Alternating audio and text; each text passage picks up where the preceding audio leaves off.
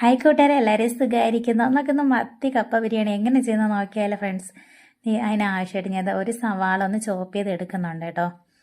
നന്നായിട്ടൊന്ന് ചോപ്പ് ചെയ്യേണ്ട, അതിനെ ചെറുതായിട്ടൊന്ന് ചോപ്പ് ചെയ്തെടുക്കാം. നമ്മുടെ മത്തിയൊക്കെ വറുത്ത് വെച്ചിട്ടുണ്ട്, കപ്പയും വേവിച്ച് വെച്ചിട്ടുണ്ട് കേട്ടോ.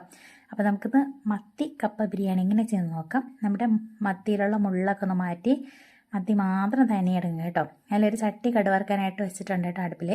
അതിലേക്ക് ഓയിൽ ഒഴിച്ച് കടുക്, കരിവേപ്പില, വറ്റൽമുളക് ചേർത്ത് കൊടുക്കാം. നമ്മൾ നേരത്തെ തന്നെ കട്ട് ചെയ്ത് വെച്ചിട്ടുള്ള സവാള അതിലേക്ക് ചേർത്ത് കൊടുത്തിട്ടുണ്ട് കേട്ടോ. മഞ്ഞൾപ്പൊടി, ഉപ്പും ചേർത്ത് നന്നായിട്ടൊന്ന് മിക്സ് ചെയ്ത് കൊടുക്കാം. അതിലേക്ക് നമുക്ക് മുളക് പൊടി ചേർത്ത് കൊടുക്കുന്നുണ്ട്. 1 സ്പൂൺ മുളക് പൊടി ചേർത്തിട്ട് അതിൻ്റെ പച്ചമണം മാറുന്നേരം നന്നായിട്ടൊന്ന് മിക്സ് ചെയ്ത് കൊടുക്കാം.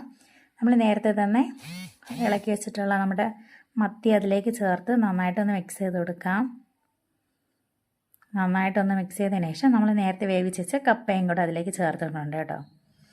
അപ്പം കപ്പയും മത്തിയും മസാലയൊക്കെ ആയിട്ട് നന്നായിട്ടൊന്ന് മിക്സ് ചെയ്തെടുക്കാവേ. ആണല്ലേ, നന്നായിട്ട് മിക്സ് ചെയ്തെടുത്തിട്ടുണ്ട് കേട്ടോ. നമ്മുടെ കപ്പ ബിരിയാണി ഇവിടെ റെഡി ആയിട്ടുണ്ട്. ഈ വീഡിയോ ഇഷ്ടപ്പെട്ടില്ലെന്ന് ഷെയർ